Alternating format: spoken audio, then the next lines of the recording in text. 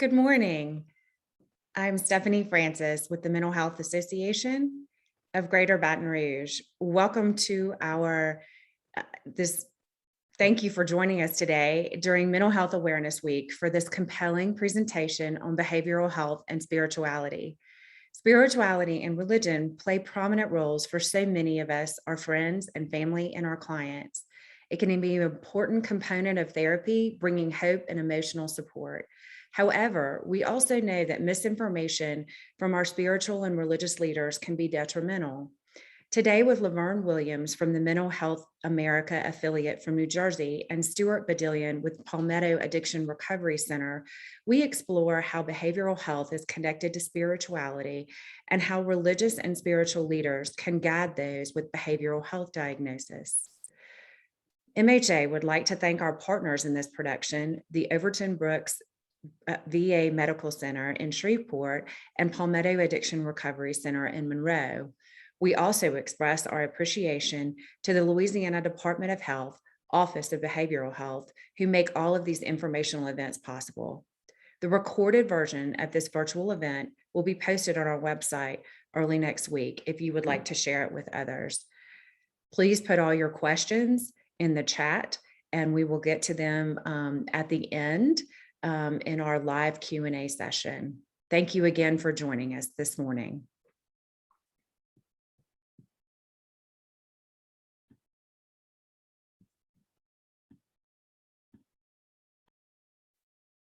Good morning. I am Dr. Robin Hogue, Chief of Mental Health Services for Overton Brooks VA Medical Center in Shreveport, Louisiana. I want to welcome you all to the Behavioral Health 911 event for North Louisiana. We appreciate the Mental Health Association of Greater Baton Rouge for partnering with Overton Brooks VA Medical Center to bring you this event today. Thank you for participating. I know that you will enjoy the learning experience. It is our pleasure to partner with the Mental Health Association of Greater Baton Rouge to offer a cutting-edge presentation that addresses an innovation in providing mental health care to underserved communities. Today's event spotlights improving access to mental health care for people of color using their connection with spirituality. Our featured speaker is the coordinator and manager of a community outreach program called the PEWS program, which stands for Promoting Emotional Wellness and Spirituality, and serves to educate members of the clergy, lay leaders, and houses of worship to better recognize mental illness and teach them how to link their members to resources. It promotes emotional wellness by embracing the mind, body, and spirit approach while addressing the stigma surrounding mental illness. PEWS may also assist faith-based communities in starting their PEWS mental health auxiliaries. For more information about the PEWS program, you can contact Ms. Laverne Williams at lwilliams@mhanj.org or at phone area code 973-571-4100 extension 130. Thank you again and welcome. I hope you enjoy your morning. My name is Stuart Badillion and I'm the spiritual counselor at Palmetto Addiction Recovery Center in Monroe, Louisiana. And I want to share some things that have helped me a great deal in dealing with people. And our topic is mental health and spirituality. And I've been here at Palmetto for about 10 years. And I've got about 5 things very briefly that I want to share with you. And I don't want to go over my time, but I do want to give you something that will help you and help us understand mental health and spirituality, and some things that have meant a great deal to me in working with people, especially in the area of addiction and how that relates to spirituality. And first of all, I just want to give 2 foundational issues that drive what I do and helps me a great deal in working with people and seeing victory in people's lives. First of all, number 1, I see people as a body, soul, and spirit. Now, again, I'm just speaking from my own perspective, and I'm not assuming anything necessarily about who I'm speaking to and who's listening to this, about what you believe, but I want to share with you what I'm seeing happening. I believe that people are tripartite beings, their body, their soul, and their spirit. Now, when I think of the soul, I think of three things. I think of the mind, I think of the will, and I think of the emotions. And there's a lot of mental health issues related to that. For example, I think about the mind. How many counselors are using cognitive behavior therapy? How many counselors are using rational emotive behavior therapy? This is all about our thinking. This is all about what people believe and what they think about in their mind and the thoughts that they have. And so in my perspective, the mind is part of the soul and the emotions are part of the soul. How a person thinks affects their feelings, has a great deal to do with their emotions. And then how a person thinks, it affects their emotions, and how people feel has a lot to do with the choices that they make in their lives. Many times we make the choices we make because of how we feel. And so my way of thinking, there's the soul, the mind, the will, and emotions. There's a lot of mental health issues, again, related to that. Also, I believe that a person is not only a soul, but they're a spirit. There's a spirit within us. And I believe that that's where we connect with God. I believe that's where we connect. Some people might think of it in terms of transcendence, that which is above and beyond me. But I believe that's where we connect with God in our spirits. And all of this is contained within a body. I think of our body like my earth suit. That's how I relate to this world. I have a body. And so when I'm working with people, especially related to mental health issues, addiction, spirituality, this is how I'm seeing the other person. This is how I see myself. So that's a foundational issue. The second foundational issue is that I believe that people have inherent worth and value. People are important. People are worthwhile. People are significant. This informs and is the basis for giving people the time that I give them because I believe they're important. And actually, I get that from the scriptures, the Christian scriptures. I'm not assuming that that's what you believe, but that's what I believe. Genesis 1:27 says God created man in his own image. And so when I'm working with people, as I've worked today with numbers of people, I'm looking at a person that I believe is made in the image of God. Therefore, they are very important. Psalms 8:5 says that God has made man a little lower than the angels and that he has crowned man with glory and honor. Well, that makes a great deal of difference when I'm working with people. They're not just a blob of molecules sitting across from me or sitting with me. They're human beings that are special and important and have significance, and they are worthwhile. So those are two foundational issues that just help me to get into working with people. Now, I want to share with you 3 practical ways that I work with people, and this would relate to and bring the connection between mental health and spirituality. One way is I use a lot of cognitive behavior therapy when working with people. I'm trying to help them restructure a lot of their stinking thinking, is what we might say in counseling circles.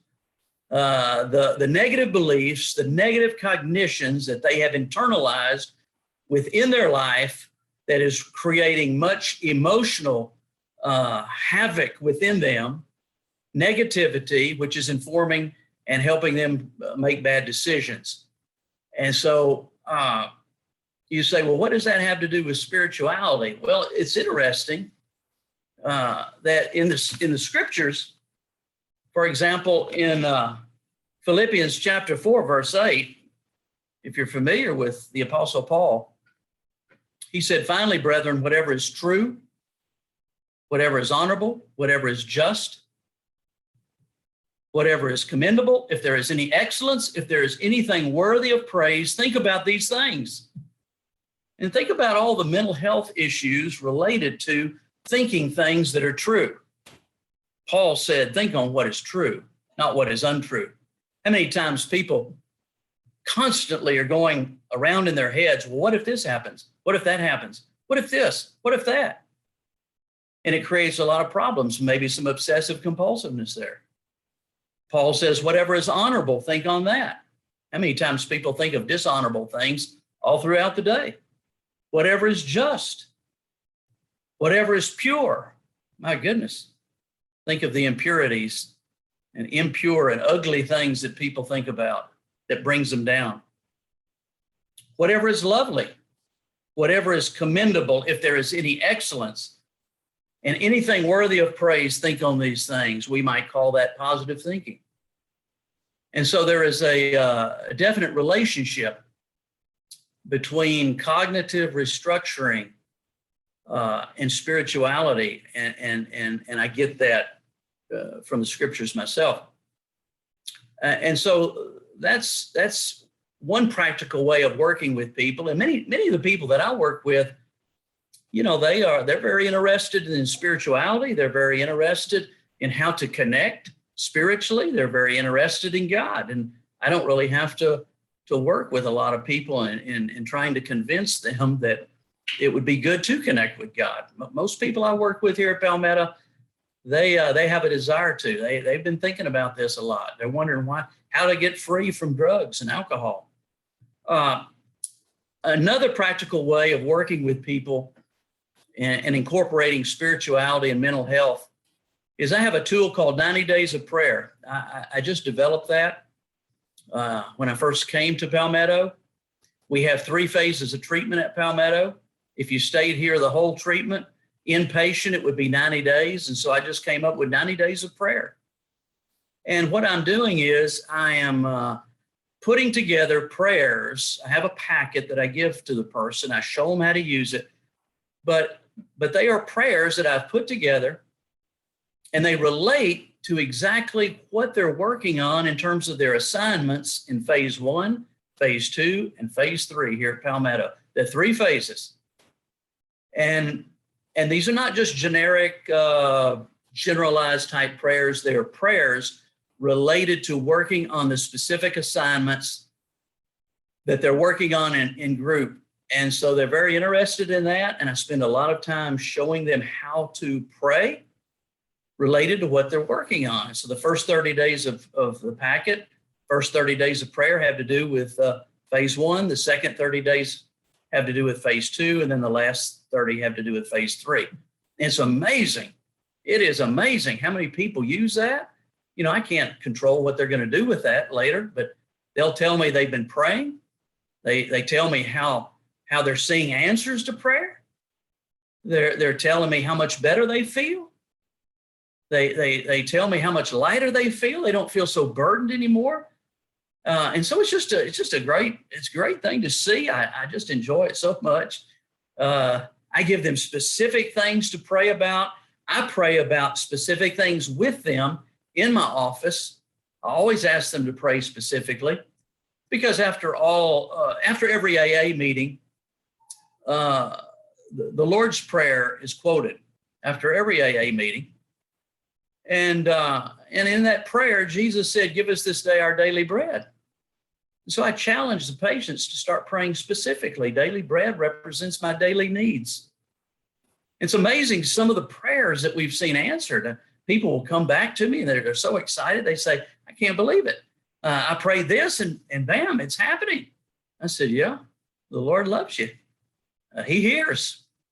And so the 90 days of prayer is another practical way that I work with people in terms of, again, relating, spirituality with mental health and seeing an uplift in their mood, seeing confidence coming inside of them, seeing that they feel like, someone loves me and cares about me and can help me. And they feel like they're connecting with that someone. And so that's a practical way. The third practical way that I incorporate mental health issues with spirituality is I work with a lot of trauma and negative memories. I mean, a lot. It's just incredible the stories I hear. And I know that many counselors, of course, all counselors are working with trauma, negative memories at a certain level. I combine a thing called prayer processing with EMDR. EMDR, of course, you'd be familiar with it, is eye movement desensitization and reprocessing. And I combine that, which targets the negative cognitions that people believe or internalized in negative experiences of life, traumatic events. And what we do is I combine that with a thing called prayer processing. And what we do is we invite God to come in, walk into the negative memory with the person.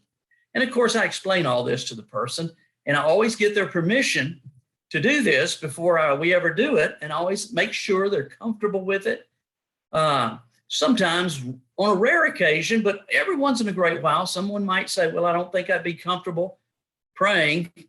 I said, okay, we'll just simply do EMDR. And so I do the EMDR protocol with them, see great things happening. But I'll tell you this, from 10 years of doing this, I see greater things happening when the person says, I'd like to open my heart to prayer. I'd like to open my heart to God and see what could happen for me. And so I combine those two, EMDR and prayer processing. It is absolutely amazing. I saw it again today. How that people just began to see a freedom that they never dreamed possible. And what that also does is it opens them up to a deeper relationship with God. They'll say things like, how did all that happen? I said, well, we talked about it before. We combined EMDR and prayer. We prayed. And the EMDR is a fantastic tool in and of itself, but praying makes a tremendous difference. And so those are three practical ways of working with people and combining mental health issues and spirituality. And as I said, it opens people up more. They have more questions and they just want to go deeper spiritually when they see God do great things in their life. I appreciate your time. Thank you so much for listening, and may God bless you in every way.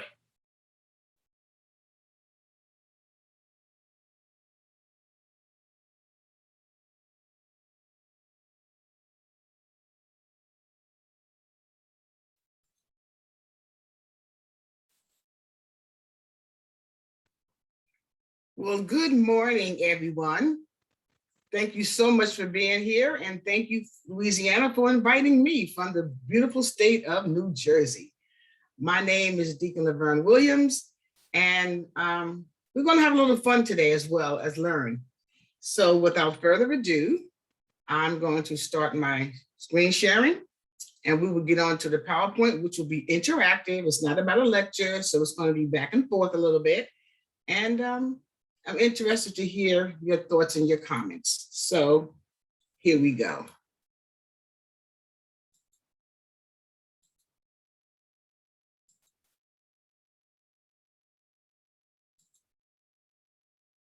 Give me 1 second. You know how this stuff works. We've been here before for a whole year.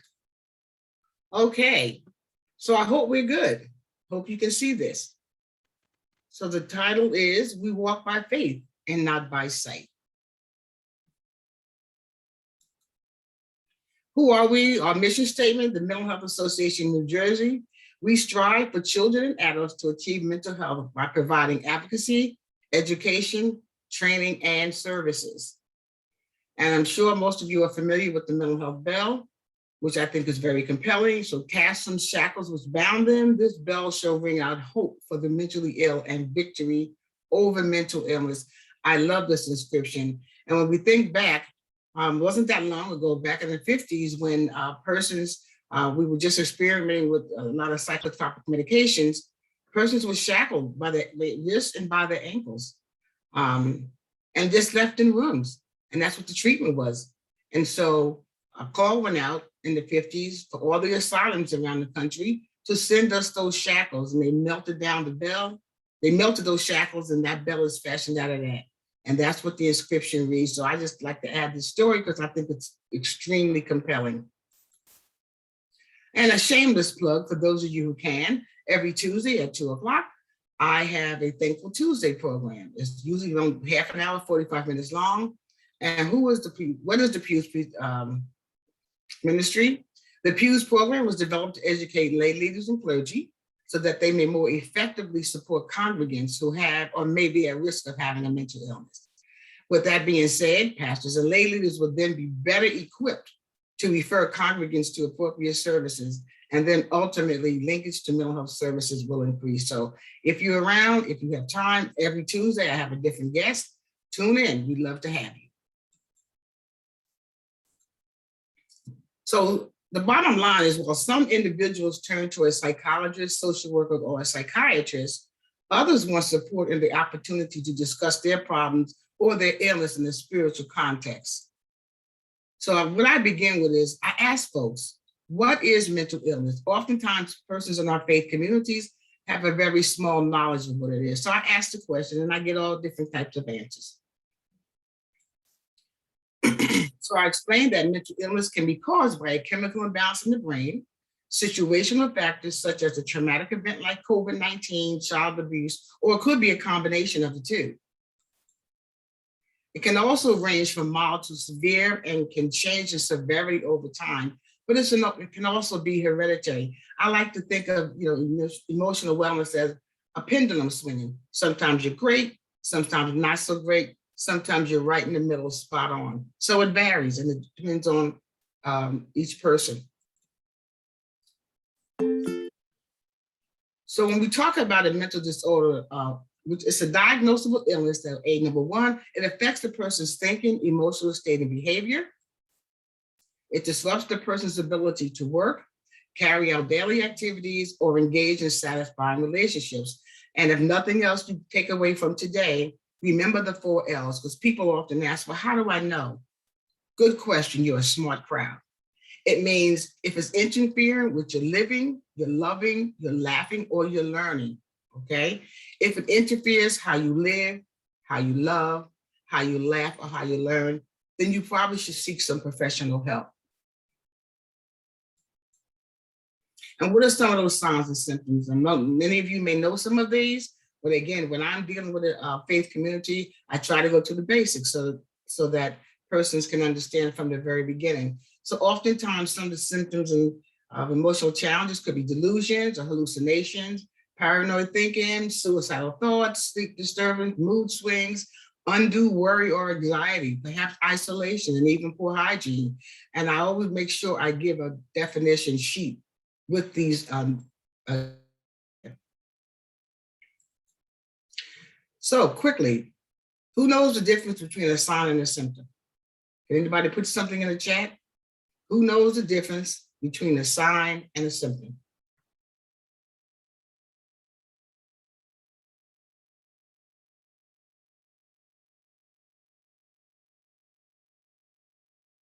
Alicia, anything popping up?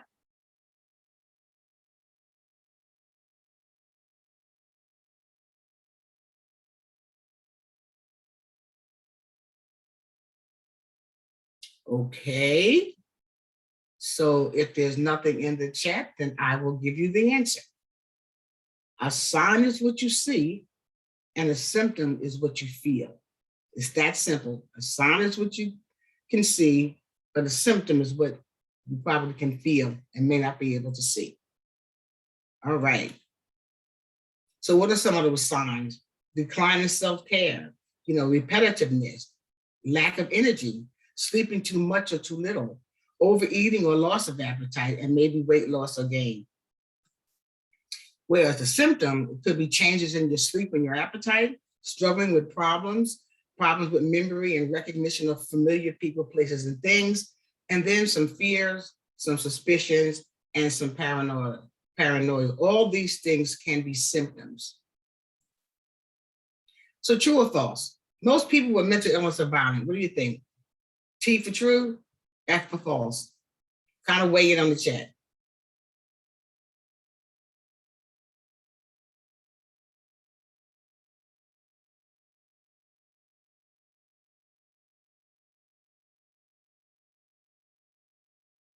Going once, going twice. All right, your opportunity is now gone.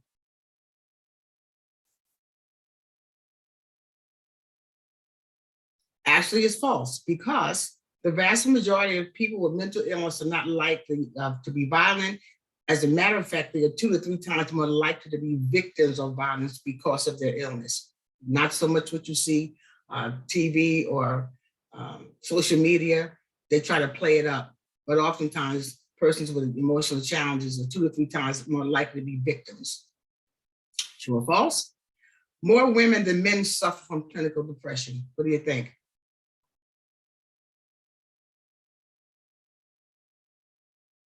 Going once, going twice. Is anybody weighing in the chat at all? Yep, they sure are. And we have Yes. mostly trues. Ready? All right, here's the deal. Twice as many women as men experience depression. So it appears, that females are more vulnerable to clinical depression than men.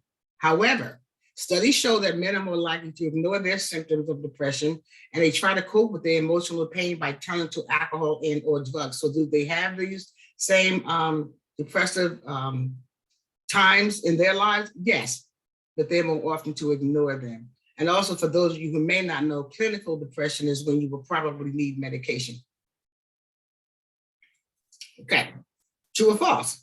Experiencing an emotional problem as a physical symptom is more common among communities of color than among whites.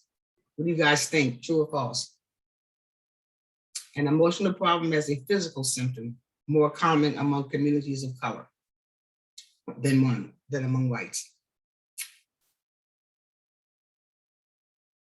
Okay, assuming they've weighed in.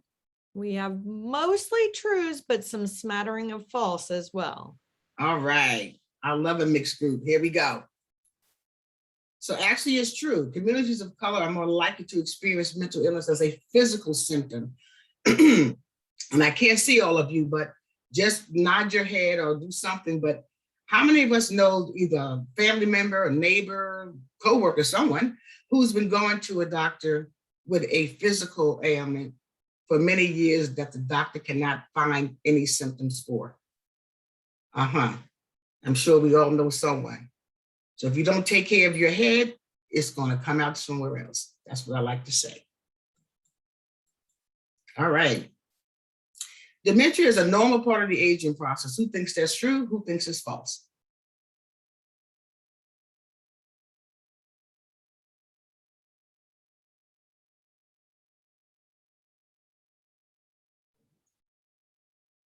Okay. All right, mostly false. A couple of trues, but mostly false on that one. All righty. Thank you so much. The deal is, there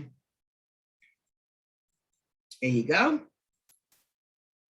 Dementia may occur in individuals as part of the aging process, but it's not a normal part. Does it happen? Absolutely, but it's not a normal part of the aging process. Just like not everybody ends up wearing eyeglasses for poor eyesight. My mom was 92 at life's end, and she didn't even need glasses to read. But also for dementia, she had some physical challenges, and for the last 4 years of her life, she was in a nursing home. And I used to visit her every day. And every time I came to the nursing home, the first thing she would say, "Do you have that $5 I let you borrow?" All right, lady.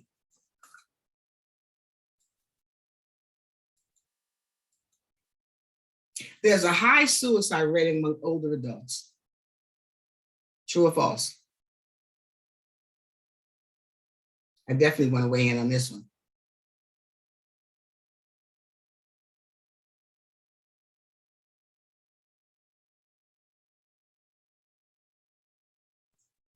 And we have got mostly trues, a few falses. Oh, now we're getting a bunch of falses in. So kind of all over the board, but probably 60% true. Okay, all right, smart group. So it is true because although suicide attempts are more frequent among adolescents and young adults, older men and women show the highest suicide rate in almost all countries. And so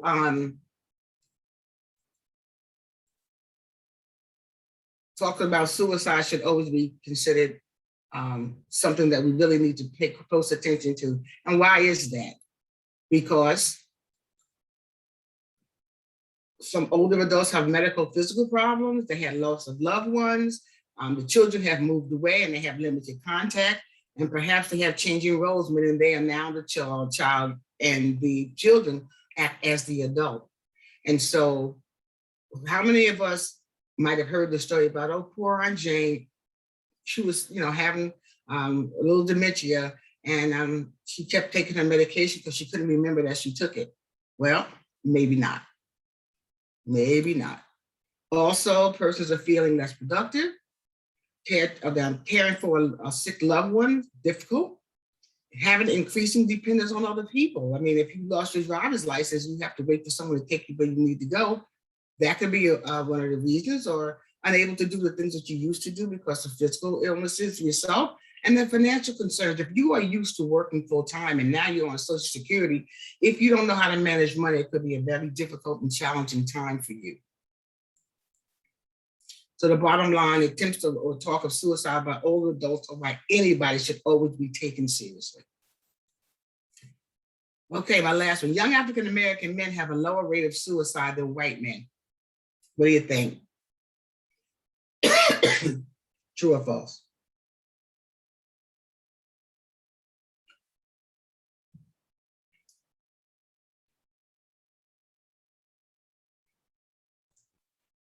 We are almost split 50-50 on this one. All right. Okay. Well,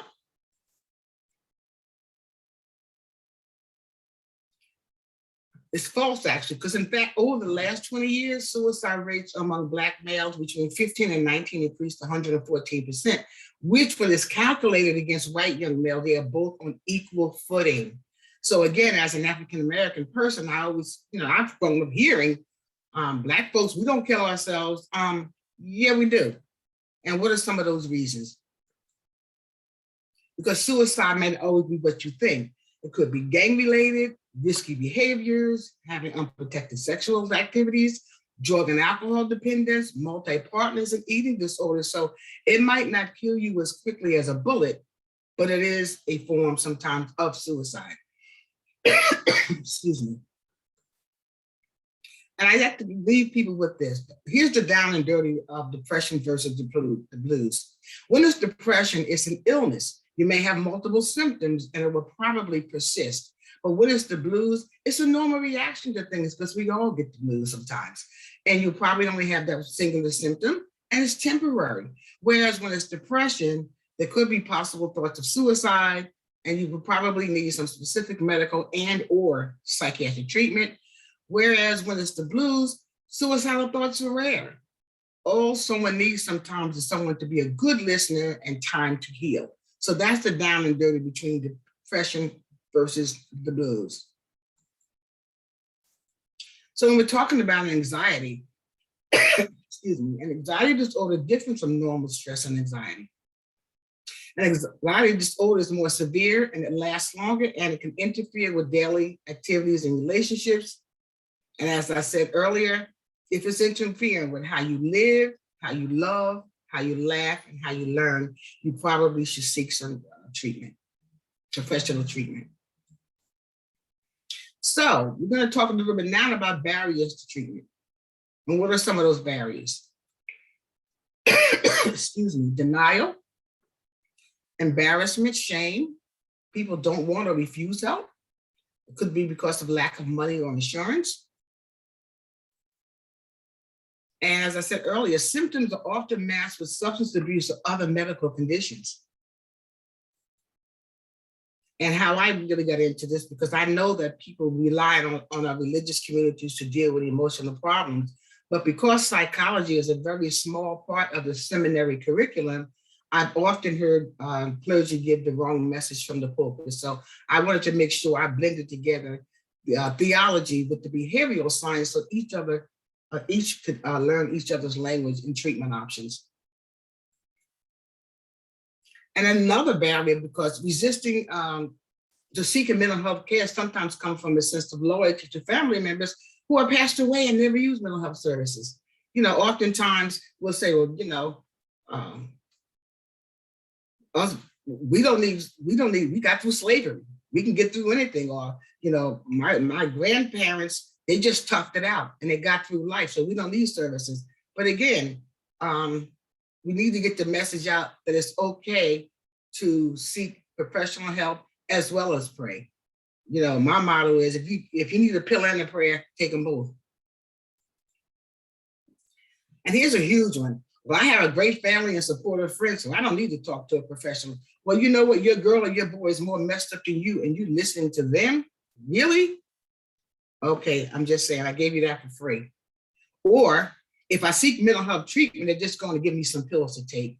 Well, statistics show that how many times have you gone to the doctor for a cold or some kind of illness, and they give you an antibiotic and they tell you to stay on it for at least 7 days. All right, by day 3, you start to feel better, and all of a sudden, I'm not taking them, so don't give that excuse. They're just going to give me some pills because statistics show you don't take them anyway. I'm just saying. So, hope we're good so far. I want to show you this video titled Creating Caring Congregations.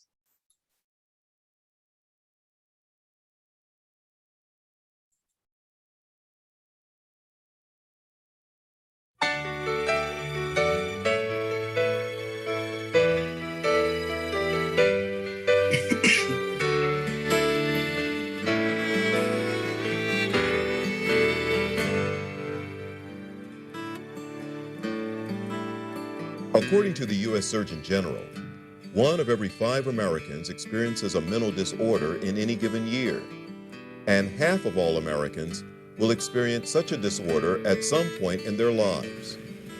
People who struggle with mental illness frequently face other challenges like addictions, housing problems, poor access to medical care, unemployment, or legal issues. The effects of mental illness go way beyond the individuals who suffer with them. They affect you and me and the person next to us in the pew. But too often, churches haven't been well enough informed with the facts about mental illness to be very helpful. And that's a shame, since church should be a place of peace, healing, and hope for the mentally ill. So how should we respond as people of faith? How do we create caring congregations that welcome and nurture the mentally ill and their families who have too often been ignored within our own churches? The term mental illness covers a wide range of problems. The most common ones we hear about are clinical depression, bipolar or manic depression, schizophrenia, and various anxiety disorders. These illnesses of the brain can affect anyone, regardless of age, race, gender, economic status, or ethnicity. Coming up, 3 people share their stories and tell how their faith was an integral part of their healing. Then we'll take a look at some ways that congregations can respond.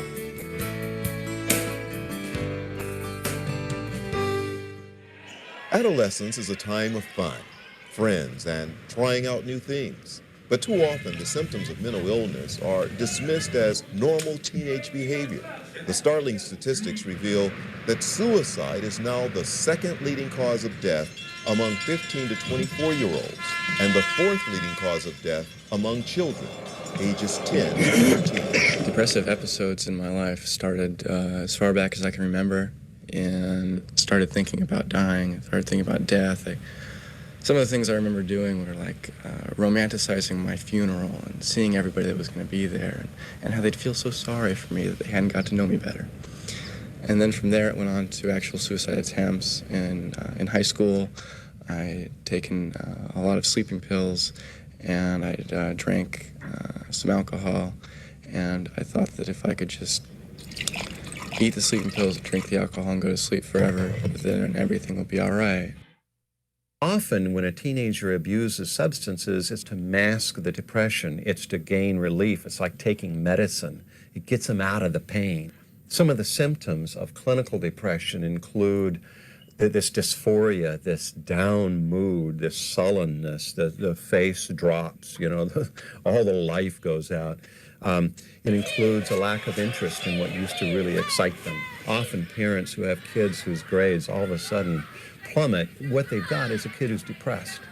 Feelings of hopelessness, like it's never going to get better. Life is just like this, and I don't want to live it. Feelings of helplessness, there is nothing I can do about it. Rage, anger, aggression is a very normal aspect of adolescent depression, and that'll often come out in attacks on themselves, either literally mutilating themselves, cutting themselves, burning themselves, hurting themselves in some way. It may come out in attacks on the important people around them, their parents, people who they are disappointed in. Withdrawal from people is another one. Feeling like they can't do anything right, really low self-esteem, poor self-concept.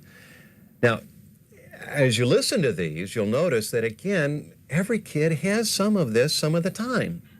But when you get a lot of them together at one time, and when you have them more intense and they're really affecting their behavior and affecting their feelings, then you've got a higher probability of clinical depression. My thoughts started racing, and I started having delusions. And the delusions got really scary because I couldn't discern the real from the unreal anymore. Spent 3 weeks in the psych hospital. What it turned out to be was a manic swing. Manic depression was my diagnosis, along with some psychotic features, the delusions, that is. After getting out of the hospital, I have to admit that things were very different. My friends looked at me differently, and I didn't feel a part of anymore because before that month I'd been acting very strangely, and when I got out of the hospital they didn't know how to act around me, and I didn't know exactly how to act around them, and it was very strange, and I felt alienated from my previous life. There are a lot of teenagers who get depressed who in a few weeks or a few months are going to be better whether they ever talk to a pastor, a counselor, or anyone. And so there are a lot of depressions that are kind of self-evolving, if you will. There are a lot of other depressions that need treatment if the person is going to learn from them and move through them. The good thing about it is that almost always that can be done. And so there's really hope in depression. There are very few depressions that we cannot help. One of the strongest helps and strongest supports I find for teenagers, in addition to the close relationships with parents and families and other adults who obviously care and love them, is a strong spiritual faith.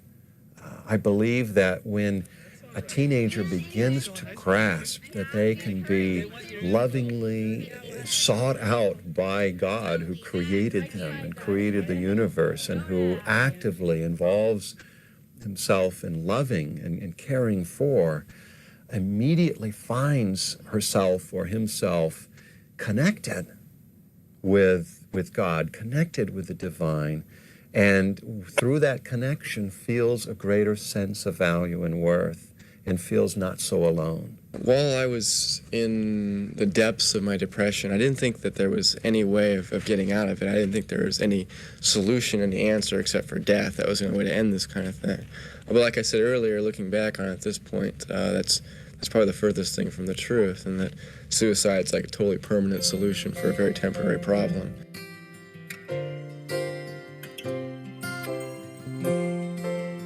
Depression is a whole body disorder that affects body, feelings, thoughts, and behaviors.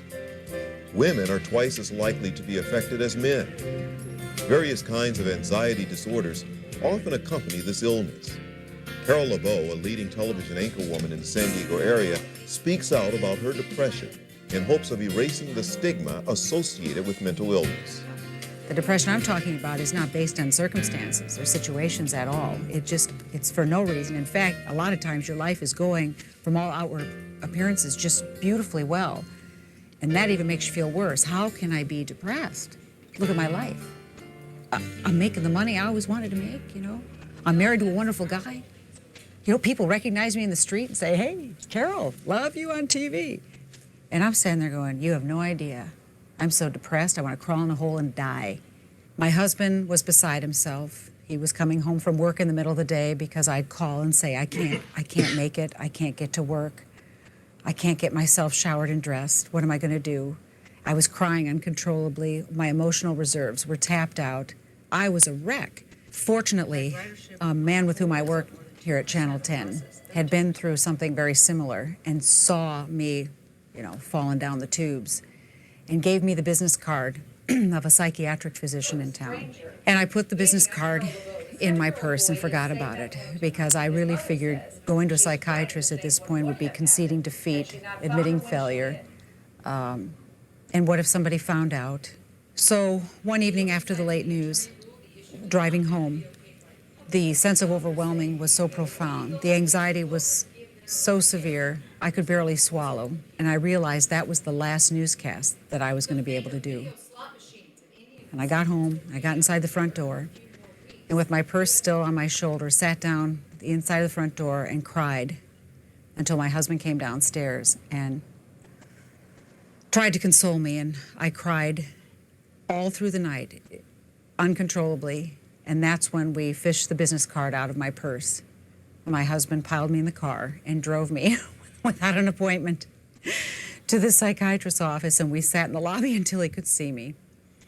And I really figured, this is it. I've lost the fight. An institution is next. Life as I know it is over. The career's over. I have no friends, and my husband's going to leave me. And I went into this doctor's office, and as he observed me for a few minutes, he said, well, first of all, I believe you're suffering from severe anxiety. Duh! And he took an anti-anxiety medication, one I never even heard of. I didn't know these sorts of medications existed. And he said, here, I want you to try this, and I want you to sit here for 20 or 30 minutes, and we'll see what happens. And as God is my witness, in 20 minutes, I was sitting comfortably in the chair, could feel my body conforming to the chair again, and talking rationally with this man. And what we did was begin a program of medical intervention, which involved some anti-anxiety medication. And this doctor, in his wisdom, based on my medical history, figured I probably had a low-grade depression as well. So he treated that with an antidepressant. And within 3 weeks, he sent me home. I took a week or two off work. But within 3 weeks, and this I will never forget, I remember walking out one day to go to work. I opened the door, and I looked outside, and the sky looked so blue, and the leaves were just fluttering in the breeze on the trees, and they looked so pretty against the bright blue sky, and it smelled good. And I thought, what a beautiful day. And I'm telling you, I had not had a thought like that in close to a year. I had lost my ability to experience joy. And it's an insidious sort of fall into nothingness. So you don't realize it's happening. When it comes to this whole idea of a stigma, I find it highly arrogant that people still today think that something can go wrong with your toe or your knee or your liver, you know, or you can get something wrong with your scalp or eyeball. Who ever decided that you couldn't have something go wrong with your brain? The most complex mechanism within our entire bodies, and something can't go wrong with it? And that if it does, heaven help you, you must not be a very strong person. You know, you must have some deep sin in your life. There needs to be a little bit of onus, a little bit of responsibility on the person with the illness, that once you have it diagnosed and are treating it, then you need to be the one to help people feel at ease about it. In my case, it's garden variety depression and anxiety, but it's so common among people that they need to know that there's help out there. And I want to tell you something else too. You can't, if it really is chemical depression, you can't positive think it away. Because buddy, I'm a positive thinker. And you can't wish it away, will it away. I got on my knees on the patio, on the cement in my backyard, and prayed to God, please give me the strength. You know, take away whatever is wrong. What's wrong with me? And frankly, he didn't take it away. It really ticked me off too. But I can tell you what he did do. He provided the means by which to cope with the situation. Co-workers who supported me and said, hey, let's help her through this. Company, my boss and general manager who understood that this was, not the norm for me, and they were willing to wait it out for a while and see how I do. I was blessed with a lot of things. God answered my prayers, just not in the way I'd imagined.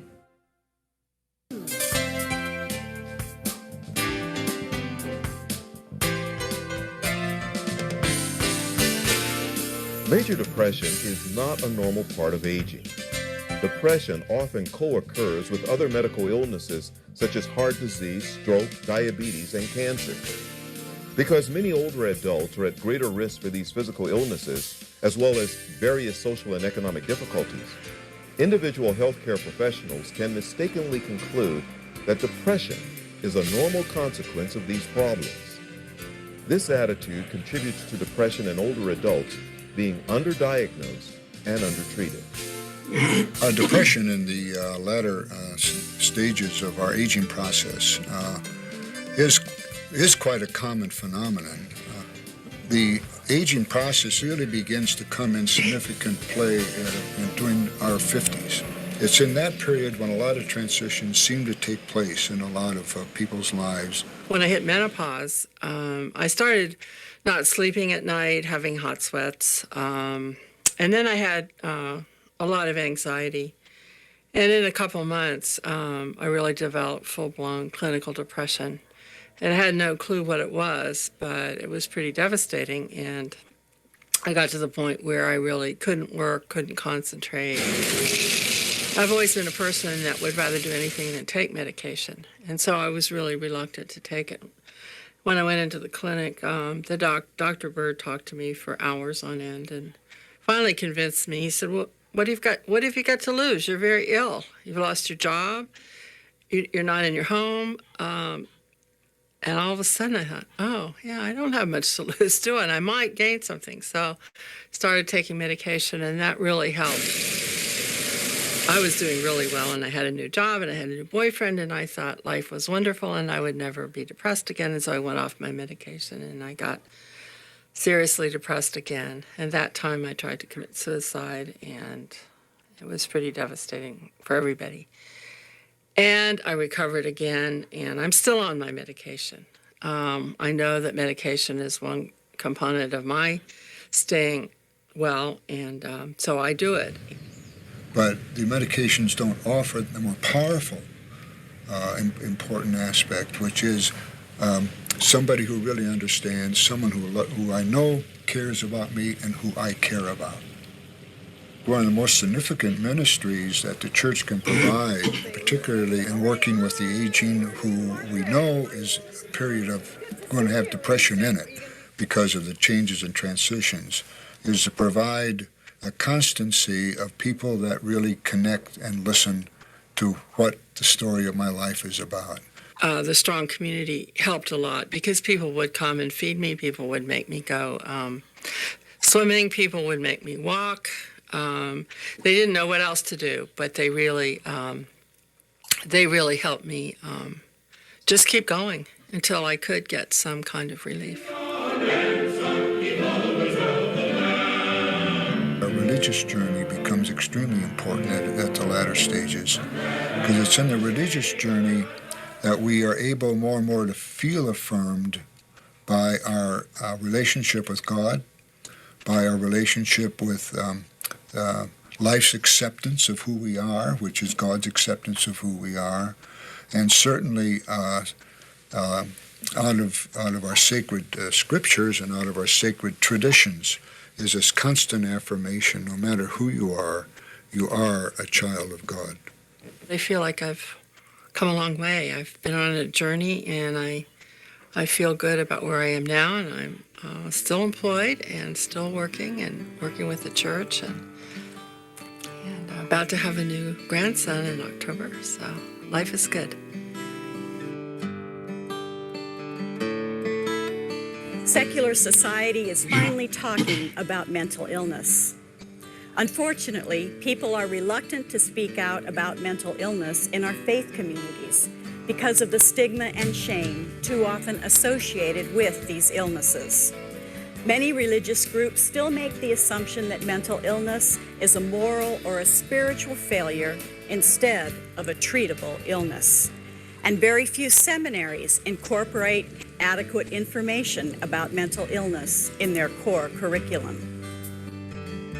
Clergy and church leaders also deal with mental illness, but they often suffer in silence. I know this because I was one of those persons. I did not let my church know of my illness until 2 years after my first depressive episode and my hospitalization. With the support of my senior pastor, I wrote a letter to the congregation in the newsletter entitled, "The Burden of Silence." This was the beginning of a long journey. In 1996, the United Methodist General Conference passed a resolution mandating the General Board of Church and Society to encourage United Methodist congregations to become caring communities. Other denominations have made similar statements, and yet our churches are still uneasy about dealing with issues surrounding mental illness. There is a way to enable our congregations to have a better understanding of mental illness and to foster ministry to and with persons with mental illness and their families. By following 5 primary actions, our congregations can begin this process. The first step is education. Education must begin with a commitment by the clergy and church leaders. When mental illness is addressed in the worship setting through sermons, prayers, and liturgy, it becomes a topic that can be more openly discussed in the church. Education continues outside the worship setting. Classes can be offered to learn more about mental illness and ways congregations can be supportive. I have shared my story in the book, In the Shadow of God's Wings, Grace in the Midst of Depression. There is an accompanying group study guide which provides small group leaders with the material needed to facilitate a 4-session study. Other resources for faith communities continue to be developed. A congregation can sponsor educational programs, speakers, and videos from outside organizations, local hospitals, and various speakers' bureaus. Invite a person to come in and share his or her story, and find a way to lift up mental health issues through Mental Health Month in May or Mental Illness Awareness Week in October. To continue to minister to and with persons with a mental illness and their families, a church congregation must make a covenant to do this ministry. This can be done in a variety of ways. First and foremost is gaining support from the clergy and the church's governing body. A task force, which includes persons dealing with a mental illness, can help to develop a mental health ministry appropriate to your congregation. And as with all that we do, pray that the commitment made by your congregation will be a 3-way covenant between the congregation, those with mental illness, and God. While education is an ongoing process, the third element in creating a caring congregation is reaching out to welcome persons and families struggling with these issues. Congregations can put a welcoming statement in worship bulletins, church newsletters, and in appropriate community publications. This outreach is evangelism to those who have felt forgotten by their faith community in a time of great need. Ushers and greeters will need to be trained on what it means to be welcoming and supportive. Just as Jesus intentionally sought out the man named Legion, the church must learn to seek out the mentally ill and their families. Jesus returned this man to full membership and participation in the community, which should be the goal of any congregation's outreach ministry. Once persons feel welcome, the community needs to be prepared to provide the fourth component, support. Your church can open your building to allow community support groups to use your space, much as many do for AA. The National Alliance for the Mentally Ill, or NAMI, offers a family-to-family program that provides support for the often forgotten family members of the mentally ill. Our son was diagnosed with paranoid schizophrenia, and we needed all the help that we could find. What we were able to do was to connect with what NAMI offers, which is, they have an acronym, which is SEAR, which is support, education, advocacy, and research. Churches do offer space, so people are coming and going from the church premises to those programs, and we feel again that that's a great association between, the Alliance and our church community. Our son was homeless for 3 years, but now he has an apartment and he has a job. He works 20 hours a week. He runs his own car. He's paying for it. He pays for his insurance. He runs his own checkbook. Pays all his own bills. And that was right. And so he has come in a tremendous way. Stephen Ministers or other one-to-one support programs can help persons practice the ministry of presence to those who are hurting. I believe that one of the most enriching and enhancing things a congregation can do is to train people in a ministry like this. Ordained clergy are not always available to spend the time that such individuals need. And for a layperson to say, I'm here, I care about you, I'm here to bring you God's love, and to listen.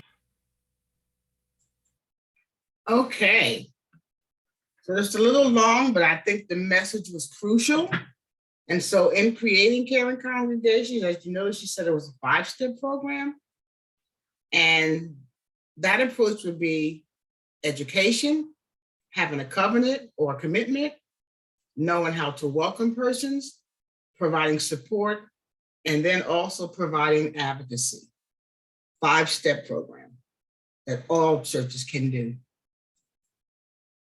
So when we're talking about spiritual wellness and emotional wellness, oftentimes they're thought of as separate things. You have your spiritual wellness on one hand, you have your emotional wellness on the other hand, but the bottom line really is your greatest sense of well-being is when both of these intertwine. Your spiritual wellness overlaps into your emotional wellness. And just as those overlap, so should the 8 dimensions of wellness. Your emotional, financial, social, spiritual, occupational, physical, intellectual, and environmental. All 8 of these dimensions should be in balance with each other so that you can be the best you that you can be. One of these things off kilter may affect another if not treated properly. So how do faith communities and service providers begin to work together? Well, mental health and faith communities need to educate each other. Mental health professionals should be knowledgeable about what clergy are preaching and teaching, but also clergy should have a better understanding of treatment options.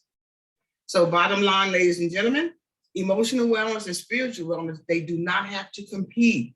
They should work together to help each individual reach the highest degree of wellness that he or she can. And I want to leave you with this story.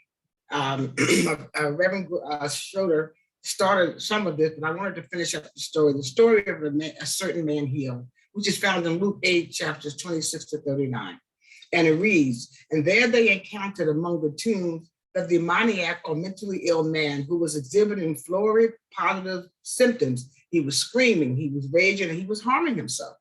Now, people with mental illness in Jesus' time, they were considered unclean, and they were banished from the community to live in the cemetery. Now, chains on the man's wrist, witness to the ancient version of 4-point restraints. Remember when I started about the bell? Well, that's where this came from. Restraining folks came from this part of the Bible in Mark, with the chains on his wrist and on his ankles. But after Jesus heals the man, there's that beautiful line about the villagers who came and were afraid at seeing the man from whom the demons had gone. sitting at the feet of Jesus, and he was clothed and in his right mind. When a man with the many demons called Legion begs to follow Jesus, Jesus refuses him and tells him to return to his own people and declare how much God has done for you. Now, this is the first time Jesus had told anybody to go tell about being healed, because up until this time, Jesus commanded each person to remain silent. So this actually makes him the first apostle to the Gentiles. So some important parts of this ministry, important points on ministry with persons experiencing most of the challenges are within this particular story. Number one, Jesus sought this man out, as the church must begin doing. Jesus loved and healed him, as the church must learn ways of doing. Jesus returned him to full membership in the community, which must be the goal of our church's ministry to any outcast group of people. So the bottom line, so the first apostle of the gospel to the Gentiles was not St. Peter, but rather it was a mentally ill man who lived in a cemetery and was touched by God's love.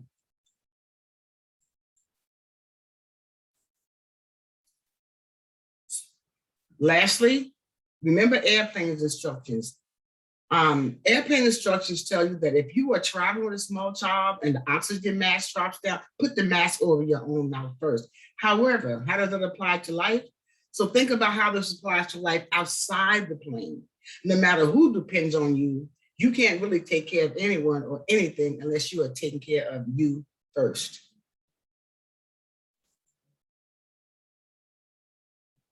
This is contact information, maybe not relevant for this crowd here, but this is our, we have a helpline. We want persons to know that during the pandemic, their mental health is vital. It's free, private, it's for persons 14 and older. We have live chats, live texting, and we have crisis counseling available as well. Mental Health Association in New Jersey. So some spiritual tools, oftentimes if a clinician is not very well versed on some questions they may want to ask persons who present as spiritual or religious, they can use the HOPE questions, HOPE. So you're starting with FICA, FICH could be faith and belief. You can ask the question, do you have spiritual beliefs that help you cope with stress? Or if the patient responds no, consider asking, well, what gives your life meaning? For the I in FICA, have your belief influence how you take care of yourself in this illness? The C for community, are you part of a spiritual or a religious community? And is this of support to you and how? These are questions that you can ask or address in care. How would you like me to address these issues in your healthcare? So you can find these forms, the FICA form and the HOPE one. Sources of hope, you can ask if you're not comfortable. Again, what are your sources of hope? Strength, comfort, and peace. And what do you do during difficult times? Under the O, are you part of a religious or spiritual community? Personal spirituality and practices. Do you have personal spiritual beliefs? Or what aspects of your spirituality or spiritual practice do you find most helpful? These are very easy questions that can give you a wealth of information of your client. Or E, effects on medical care and end-of-life issues. Does your current situation affect your ability to do the things that usually help you spiritually? So these are questions you can ask. FICA and HOPE are using these models. So ladies and gentlemen, I am done. I will stop sharing my screen and I will entertain taking Q&A.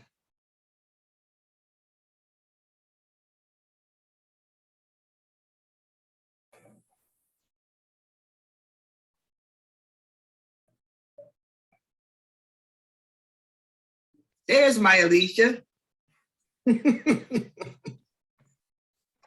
All right, so there's got to be some questions out there. I know I was looking at, I was really thinking about what you said about the cultural implication of suicidality. But we overlook. I think that's something to really look at.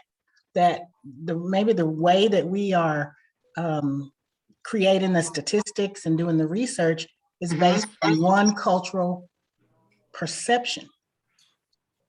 And like you said, a young Black man may, consider suicide by cop or suicide by rival gang member, or, something to that effect. We all know that, well, maybe we don't all know, but some of us know that Marvin Gaye was shot by his father. And we know that he had substance abuse issues and mental health issues that probably led him to want to, he probably had suicidal ideation. And what has been said is that he provoked his father, knowing that his father would probably behave that way. Let's just throw out there. Okay, great. Hi, Stuart. Nice meeting you. Yes, thank you so much. Can you hear me? Yeah, I can hear you. And your All right, presentation thank you is so great. much for the presentation. I'm just trying to figure all of my technology out here. Thank you so much. I was encouraged by all the things you shared. And I absolutely enjoyed your presentation, so thank you for that as well. That was right on. I noticed a number of people were interested in the 90 days of prayer. Is it appropriate for me to share my email address? Sure. Absolutely. Yes. If anyone wants the 90 days of prayer, email me at S like in Stuart, Bedillion, that's B like in Bob, EDILLION at Palmetto, PALMETTO Center, CENTER, that's all one word, S Bedillion at palmettocenter.com. I will get them to you. All right. We could probably put that in the chat. Yeah. I'll do that right now. However it works.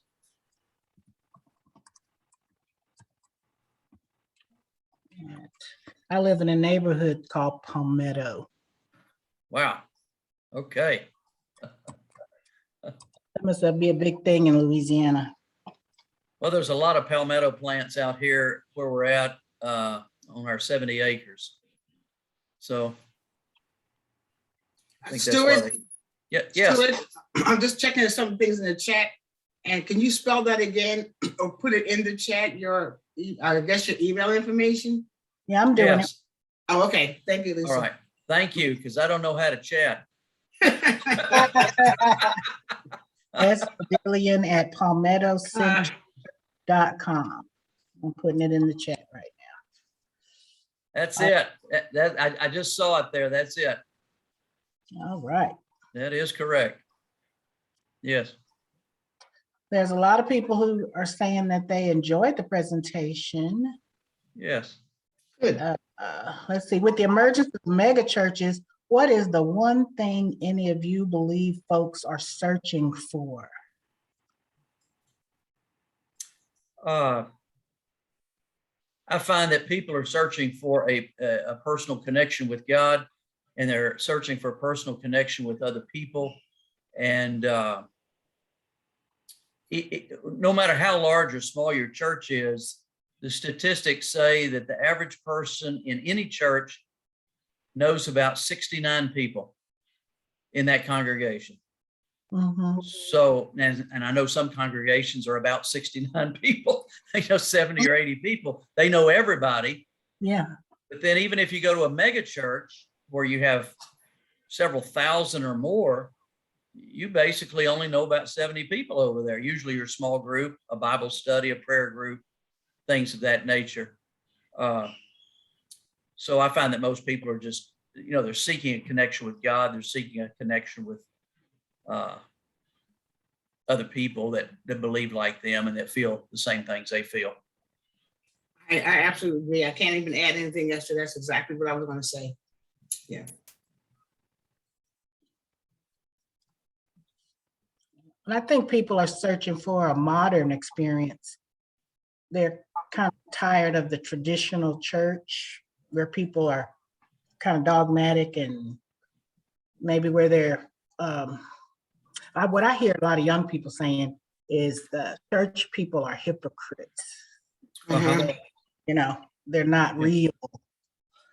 And you can't be, it's like you have to be perfect to be in church. If you have problems, you can't go to church. Right. And somehow that's turned around, but Yes. somehow people get that notion. And then there are those who there are some people who believe that, well, I have to be perfect and I can't tell everybody what's going on with me. And that can be some of the causes of mental health problems. If you can't be real with church people, if you don't have that type of church relationship with congregants, then you're not, you're kind of living beneath your privileges as a follower of Christ, as a Christian. Yes. Yes. That support. Well, and also because you can't sit there and be a Sunday school teacher and come tipping out the liquor store on Friday night. Now let's keep this real. Well. Absolutely. Just saying. They or someone comes in, maybe that's all they have to wear. So maybe the dress is a little bit too short, or maybe the top is a little bit too revealing. You don't just us ushers or us urshers from where I come from. We have to know how to treat folks. And maybe you can have a cloth. You know what I mean? Without embarrassing somebody, you might want to hand them a cloth when they sit down. It's particularly, so there are different things we can do. Again, so I've heard the word hypocritical a lot as well, Alicia. So yeah, they don't feel as though they have a connection, and that's the other thing. We have to make a connection before we make a correction. You can't correct somebody unless you've connected to them. Yeah, that's right. That's it. There's a lot of people thanking us for sharing the time and expertise and thanking us for speaking of the greatest healer. And then a lady named Amy Washington says that they've just added a mental health component to their ministry. Amen. Yeah. Yeah. It's interesting. I deal, the question that you mentioned about people being hypocrites and I deal with that all the time. People will come into my office and they'll say, look, I was at such and such church and they did this or they did that. And it really gives me a wonderful opportunity to, first of all, to deal with the hurt in the person's life. Mhm. And I go straight to the prayer processing and EMDR with them. And then it opens up a whole lot bigger conversation with them about who God is, how he works in our life, and how we don't have to be perfect for him to do anything in our life and for him to love us. And I just see what I do here at Palmetto is a great ministry. I reach a lot more people here at Palmetto than I did when I was pastoring full time. It's amazing. Yeah. The church has to be able to get out amongst people. Yes. We stay within our church families and soak up all that support, but we don't go out and spread it to other people to let them know how supportive it can be. Yeah, because if I'm saved and I'm sitting next to you and you saved and you sit next to me, who are we saving? Right. We have to go. Saving somebody. Yeah, you got to go out. Well, it's kind of like my dad used to say, well, we're just patting each other on the back. And, we do need the support, but we also need that support because we go out and live a life that can draw people. We have a question. How can people in recovery start a new spiritual journey? It can be intimidating. What was the question again? How can people in recovery start a new, in quotes, spiritual journey? It can be intimidating for them. Yes. And I don't know where that person's coming from as far as their perspective of what spirituality is, but there is a tool out there. There is a community. It's a faith-based community called Celebrate Recovery. Mm-hmm. That is a Christ-centered. I'm sure many people are familiar with it. It is a Christ-centered recovery program, but you don't necessarily have to be a Christian to go to it. I go to them all the time, and there are many seekers that go to Celebrate Recovery. I call them seekers. They're just seeking, and they're welcome, and nobody's gonna do anything to them. They're not gonna force them to pray or force them to do anything. So I find that that's a wonderful opportunity for people, both those that would identify as Christians and those that wouldn't identify as that necessarily at all, but they're seeking. Okay, and I really like well, there's another question. It's, well, the video, this whole session is being recorded, and we'll let the group know when it's available to be watched on the MHA Greater Baton Rouge website. They'll usually post all the 9/11s, and you can watch it again. And then there's another question. It says, how do you address a damaged spirituality due to past negative or even traumatic experiences from, I guess they're saying from a church? Is that what you're saying, Summer? I do it all the time. Yeah, I encounter this all the time. After I get the story, after I connect with the person about what had happened, and they sense that I care about them, and that they're open for that. We just immediately go to whether I do it on the spot right then or whether I do it later that day or the next day. We just go to the EMDR prayer processing protocol. And I've never, if the person is open, I've never yet seen one that did not get freedom from that, dark place. That, they could have been molested at church, or they could have just been treated wrongly, or they just could have been shunned. I mean, it's a whole range of experiences that someone could have in a negative way, at church. But I do that. Yeah, I just do the prayer processing and EMDR. And I know that's not a long answer, but that's what I do, and it works. God moves. It sounds great. Yeah, it is. Okay, I guess we'll wrap it up. If there's no, well, looks 2 more messages came in just when I was saying, okay, really enjoyed the webinar. Okay, here's another question from Nick Schroeder. It says, with all the social issues that are prominent on social media, how have you seen results with youth and young adults? The social issues, how have you seen results with youth and young adults? As far as mental health and spirituality, I'm thinking. Social issues, how have you seen results with youth and young adults?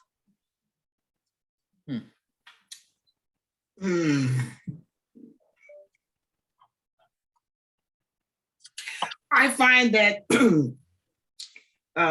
here, the youth and young adults kind of split off and do their own thing.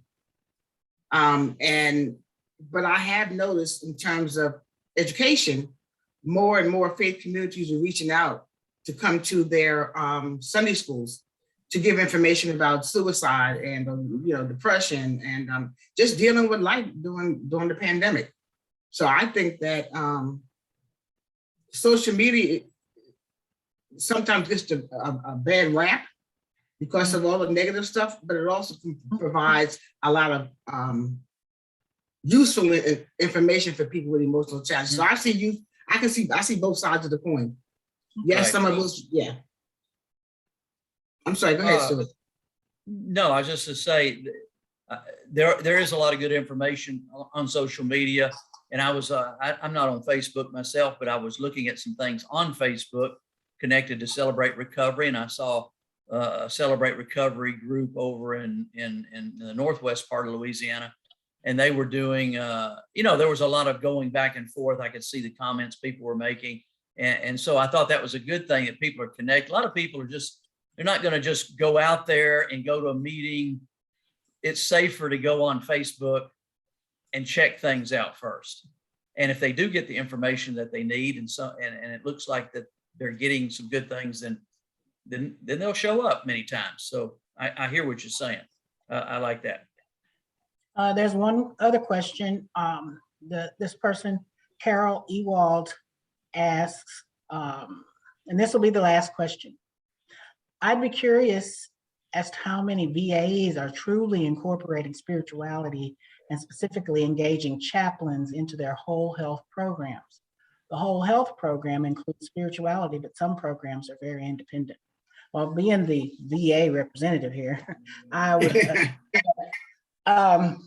the whole health program engages a whole health model of wellness that includes spirituality. The VA encourages of the recovery principle of being holistic. That means incorporating whatever people are feeling like is them from whatever cultural perspective they come from, and in helping them to link up with any resource that helps with that. Be it meditating, there's meditation classes, yoga, Tai Chi, there's prayer. The chaplain does prayer at the VA here in Shreveport. There's a daily prayer call. There's chaplain services that reach out to people, and it's not veteran driven is what I'm trying to say. In line with recovery oriented care, it's veteran driven. So if whatever the veteran wants to do, then their case managers, their therapists, their physicians, whoever is caring for them will point them to a resource that either in the community or within the VA, because that's what whole health is all about. It incorporates spirituality. That's one of the reasons why I wanted to have this topic for Mental Illness Awareness Week, is because the VA is, all about people being spiritual, if that is what they want to be. I used to tell clients that I worked with that everybody has a spiritual component. And I remember one guy in a group said, I don't have that. And I said, well, the way that I describe spirituality is what is left after you're in the coffin. What's left? Everything that's left, that's spirituality. Anything that has to do with qualities that we have, but we can't see them, things that enrich our lives, that's spirituality. Whether you attribute it to God or Allah or Sekhmet or whoever, there's spiritual qualities in our lives that happen as universal principles. Look, there's a new message. It says, thank you for presenting on this very important topic. Wonderful. Yeah, I agree. Very wonderful. The collaboration was great. And I know I have a referral for Mr. Badilli. Thank you. All right. Thank you. It's been my pleasure to be here, and this was wonderful. We'll work together again, I'm sure. Oh yeah, this is great. Yes, thank you so much. I'll turn it back over to Stephanie if she wants to cut it. God bless